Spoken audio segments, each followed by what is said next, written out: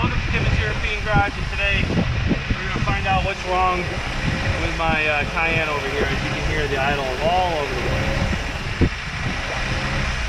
So I have a few codes on my car. First, we got a P0507, we got a P2187, and a 2189. The 507 is the idle is higher than expected, and then the last two codes are for lean condition at idle. So after some diagnostics, I have a bad PCV valve, and the way that you can check that out is over here. Let me show you.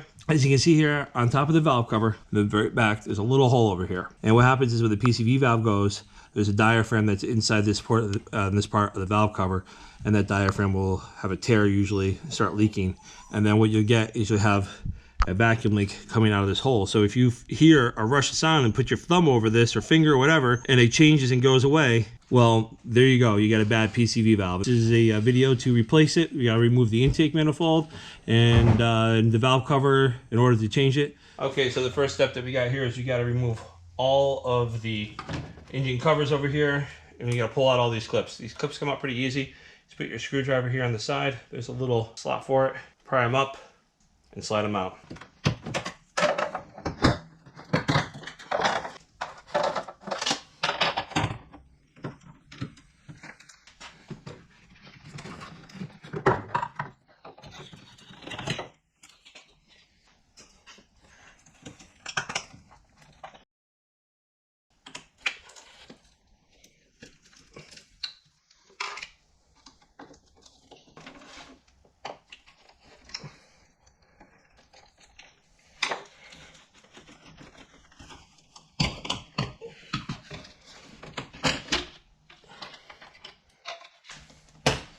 Let's take out the air filter box. After you have disconnected the harness, all you do with the harness, you just slide this back, push down, and slide it out of the connector over here. And take out your air filter. In this car, I use a Cayenne. Okay, so next we're going to remove the throttle body. Squeeze the two tabs on the connector. Follow the other harness underneath. Next, you want to disconnect the connector from that, and that is underneath the intake manifold, just right behind the throttle body. Okay, now we got the throttle body off and the harness disconnect over here. Let's take this bracket off, get this out of the way. And this is held on by 2 bolts, 10mm triple squares. With the PCV valve, you're going to get increased oil intake. And you can see there's just a fair amount of oil that's inside here. I checked this previously. I pulled this thing apart to take a look at to figure out what's going on, and I wiped it down pretty good. So there shouldn't have been any oil on it then, and now it's just got a little bit of a film on it. So next we're going to disconnect this bracket for here, which connects to the bottom of the intake manifold and also connects to the exhaust heat shield. And it's the same thing, 10mm triple squares.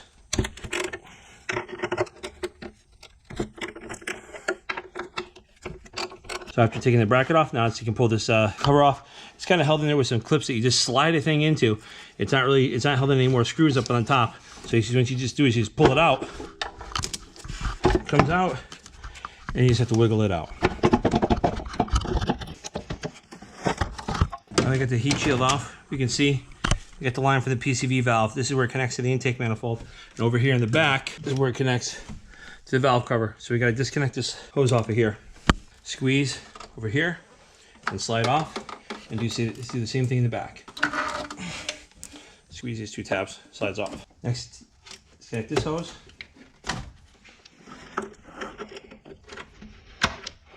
Sometimes you have to pry these off. Next, disconnect this. Okay, so the next thing that we have left on this side of the intake manifold is this connector over here, which goes over here. It goes underneath to the bottom of the intake manifold. This thing just kind of pushes inside there. So you got to pull that out. So after you wiggle out, this is what it looks like. You just kind of have to pull it out, wiggle it back and forth. Be gentle. Don't try to pull it right directly out too hard. It's just a plastic line. You're going to break it. Okay, so now we're onto this side of the intake manifold over here. First you're going to do is just pull back these coolant lines, get them out of the way of the intake manifold, and then unbolt your dipstick tube, which there really is no dipstick for.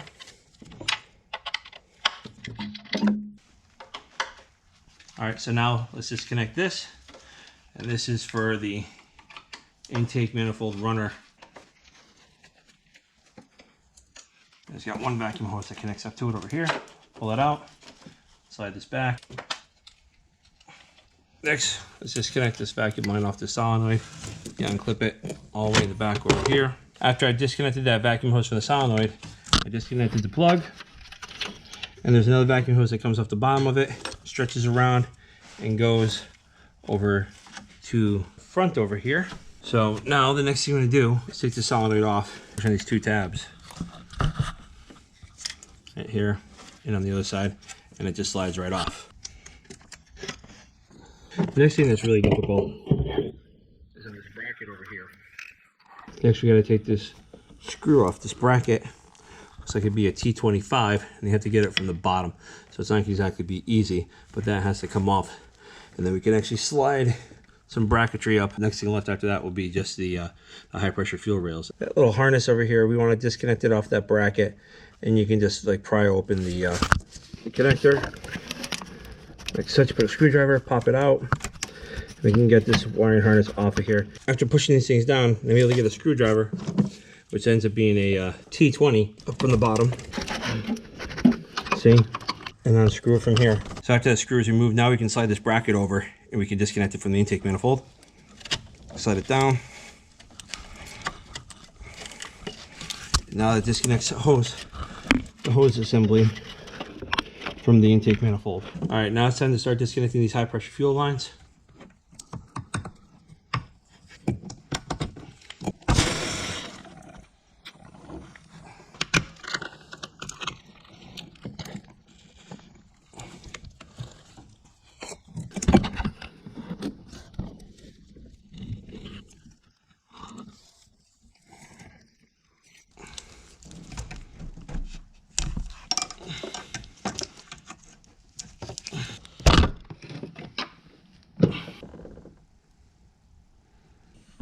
So next we're going to disconnect this metal hard line over here. You be careful how there's going to be a fair amount of fuel that comes out of here. So be careful when you're disconnected, it's going to come out for a while. See that all the high pressure hoses have been removed. Now the next thing we got to do is we got to remove the high pressure fuel pump. Okay, you can see here I have the high pressure fuel pump removed.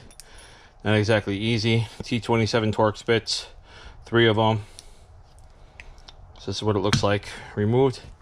And now we just have to finish removing the lower pressure hose, and then we can get the intake manifold off. Okay, so after you take out the high pressure fuel pump, then you're able to get to this one last fuel line. This fuel line attaches the upper rail down to the lower rail, and it comes out from over inside here, down in the back. Over here, attaches all the way down to the lower rail down over there.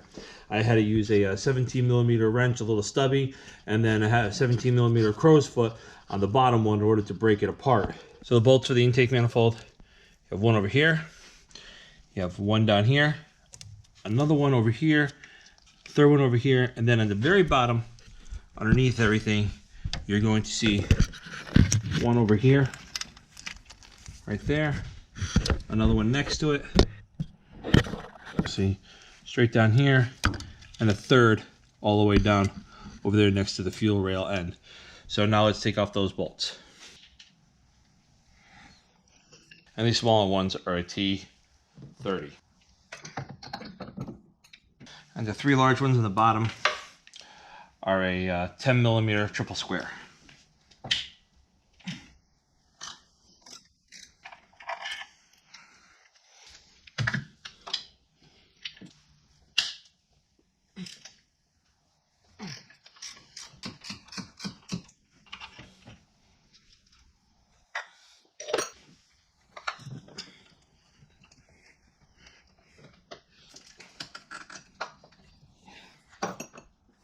And normally you need a special tool to get these out over here, but luckily enough you can get a long Torx, you know, a T30 from Harbor Freight, and it's only like less than 20 bucks, and this really saved me, because without this you can't get this, or without like something long to get down there, you know, regular socket and extension won't fit down in this hole. So you need either this or the special tool that you can get from Porsche. So this is key to getting this job done.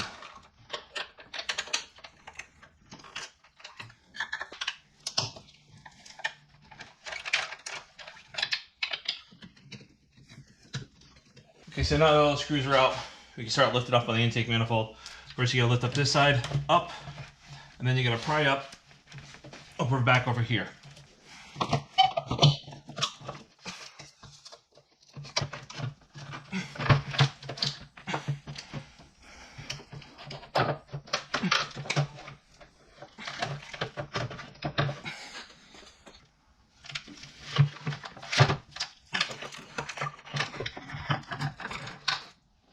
All right, now we got the intake manifold off. It's time to get ready to start taking off the valve cover. And if you haven't done so yet, now would be a great time to replace your spark plugs, because we got to pull these all out.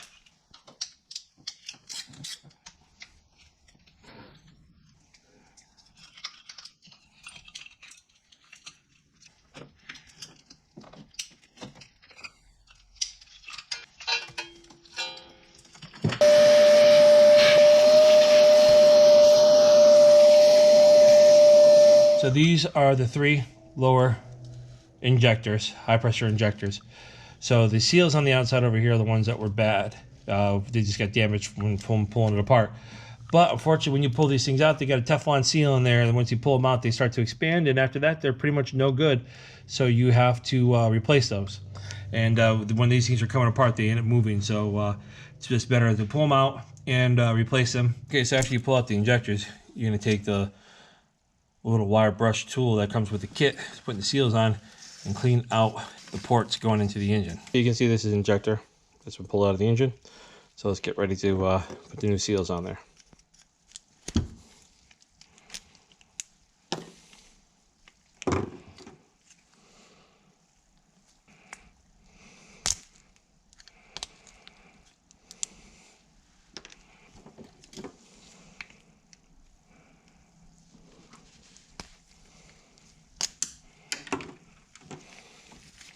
Now the seals off, let's clean off the injector.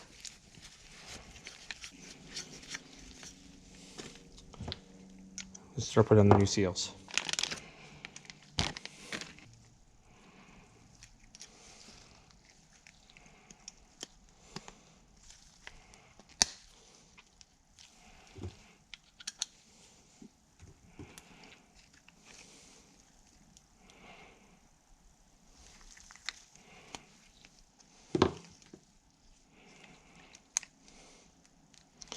And next we start the Teflon bushing.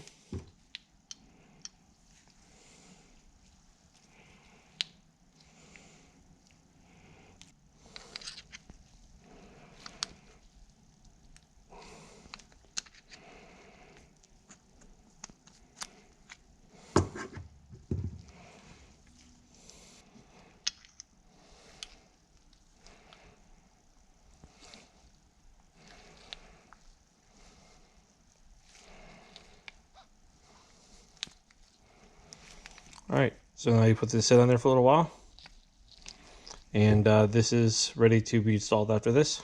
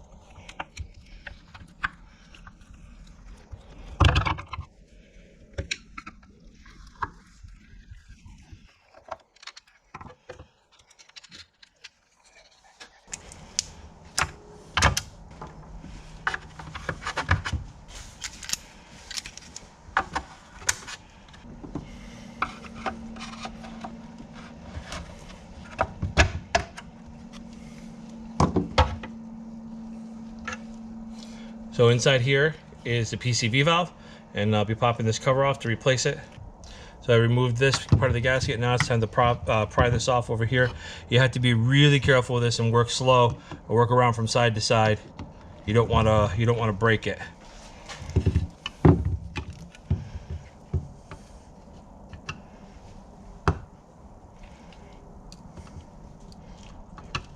Just pry very softly.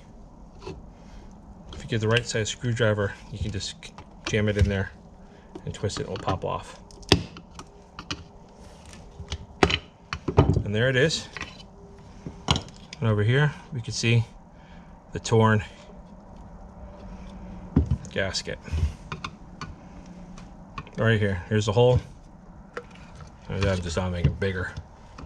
So that's what's causing my high idle speed.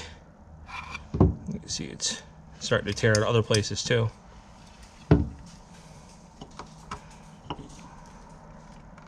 So now we got it out. We pried it all, the bits and pieces out. We're gonna put the new one in, and I'm using the RKX Tech one. This is pretty good. It's nice that you can just buy this piece, because this you can't buy from the dealer. So let's put this in.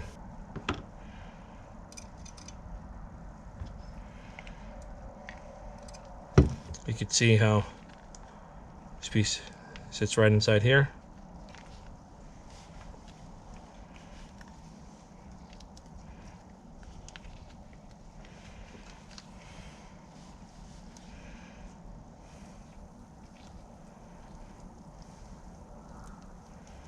Squeeze that piece on, and then you put your spring in. Thing goes down inside here. You know it's good when it goes like this. Now let's put it on top over here on the spring. Make sure you center the spring and push this thing down.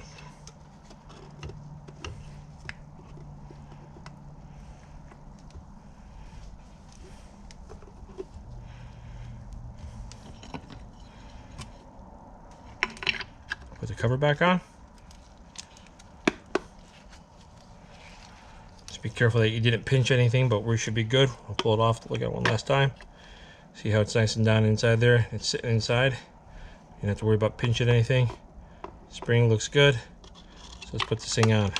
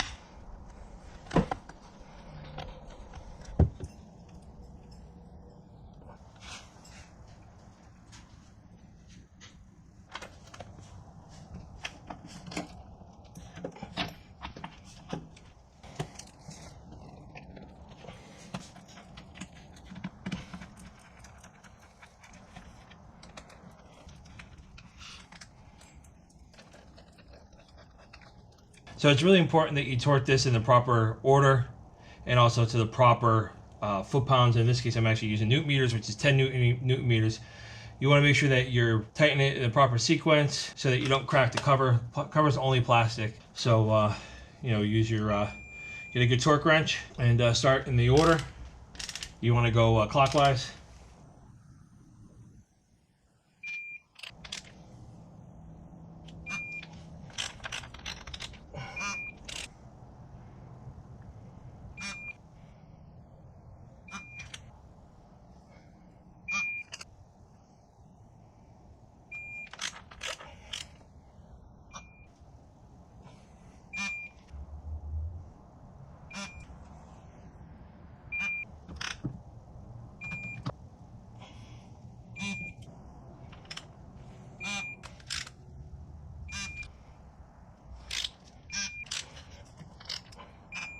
All right, now that we're done, tighten everything down in the proper sequence. So now it's time to put the coil packs back in. I like to put a little dielectric grease on them to help them go in a little bit easier.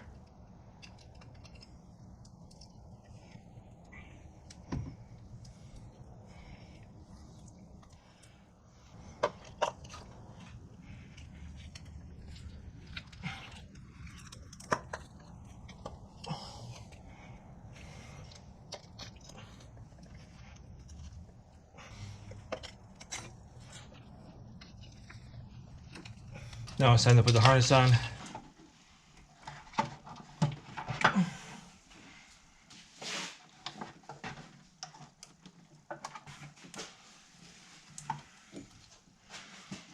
I've got the intake manifold back on the engine. I apologize I didn't catch the footage because I didn't realize that my battery ran out while I was filming. So it is on there right now. We have got the 3 lower bolts on. One down over here, and there's the 3rd one way down in there. And then for the upper ones, I have 1, 2, 3, and then the one right down over here. This is back on. I put the bolt for the bracket on over here, and the bolt on back over here for the bracket that's back over here. Right there. So there's the other bolt back over here. And next we're gonna put on this hose over here. This goes into the underneath of the intake manifold.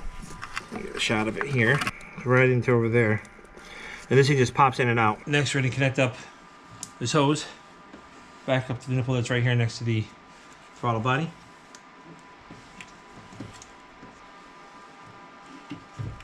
And so now we're gonna put back on the heat shield.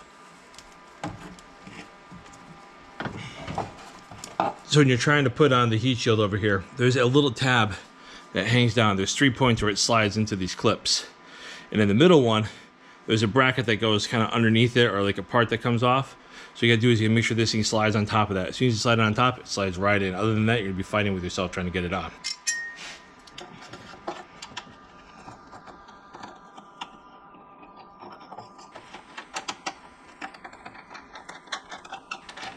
And also to make it easier, I took out the O2 sensor located over here. It just made it easier sliding the thing back on and off. Hopefully you can get yours out as easily as I did mine.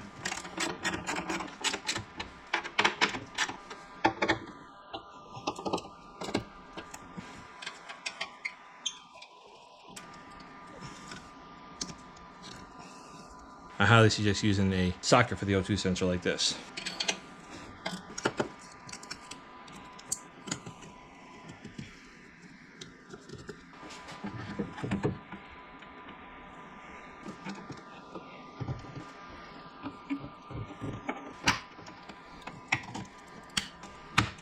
The last thing left on this side is just the throttle body. Make sure you clean it up before you put it on. These things are pretty dirty.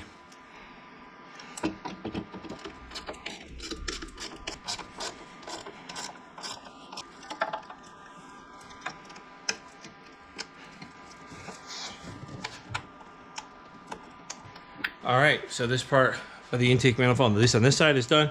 And now we'll go back over to the more difficult side, putting the high pressure fuel hoses up. This is the first high pressure hose we're gonna be putting on. This goes from the upper fuel rail down to the bottom fuel rail.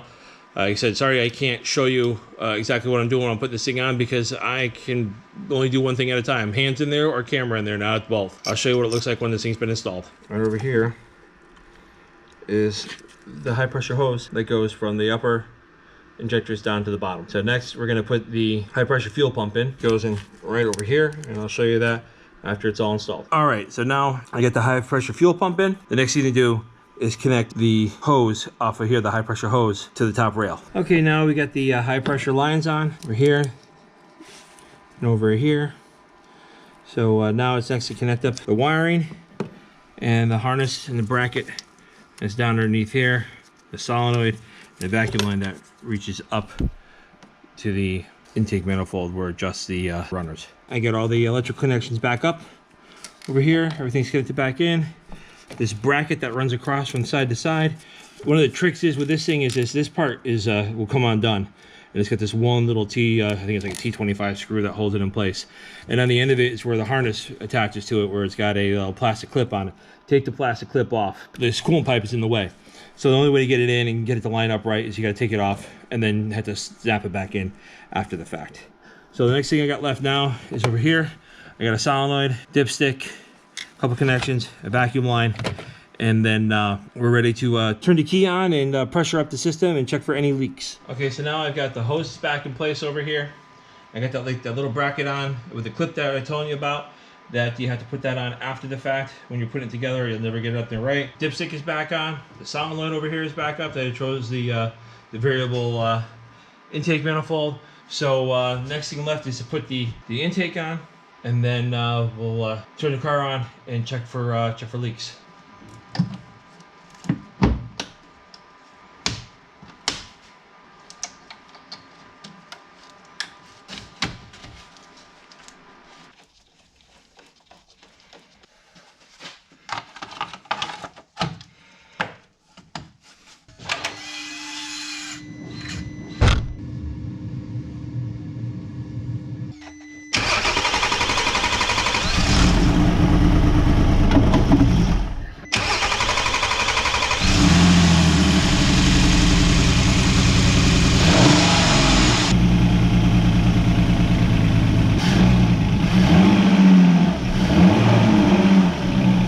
Now we got the car running after a little bit of a rough start because it's been running for a little while.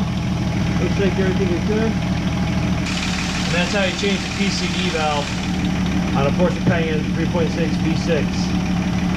It's not for the faint of heart. It's a long, drawn-out job, but it is doable for the home mechanic. You just have to be very patient in order to get it done right. Thanks for watching, and check back with us soon. Thanks.